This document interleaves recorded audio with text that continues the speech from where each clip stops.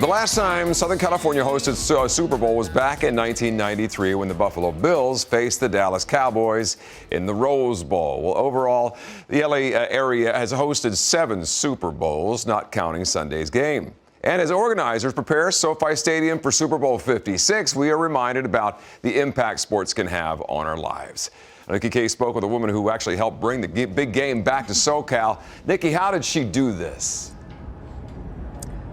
Well, Chris, first, let me set the scene for you here at the iconic SoFi Stadium. The sun has just set over the city of Los Angeles. We've got music blasting here at the NFL compound. There's so much to look forward to. But before we do, let's look at what got us here. Now, as it goes, host cities have to pitch to the NFL as to why they'd be the perfect candidates to host a Super Bowl. So when Los Angeles was pitching a couple of years back, they went with 2 speakers. Now, think of all the stars and the athletes that live in this city. Instead, they chose to be represented by Renata Simril. Now, Renata has dedicated herself to philanthropy and leveling the playing field here in Los Angeles, and she knows firsthand that the power sport can have in changing a kid's life. In a visit to the playground of her past, Renata Simril is soaking in the nostalgia. It just brings back memories. I haven't been here in decades. But it's, I'm still that kid from Carson. She can see not a lot has changed here at Victoria Park, a place which brings her fond memories of family picnics, softball games. This is where she learned to love sports. This was like our summer. Sports was so important to me. I mean, we watched it, we played it. But she is also reminded of the path she didn't take. And it looks like this lush, this beautiful field in an area of privilege, but you can see, you know, he's still alive and still with us, but I lost my brother to the Crips. Renata knows there's an alternate version of her story, one which doesn't lead to her becoming a real estate developer and an advocate for philanthropic organizations. It's the negative activities that some kids would aspire to, like my brother, and how can we use sport, for me, of being on the tennis court all day. You know, I could be on hours on the tennis court. That was sort of my refuge. So she takes me to the origins of her success.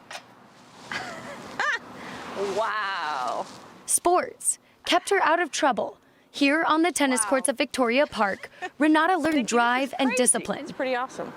Pretty awesome. This is why sports is so important to me. Not just things she carries with her to this day as a successful businesswoman.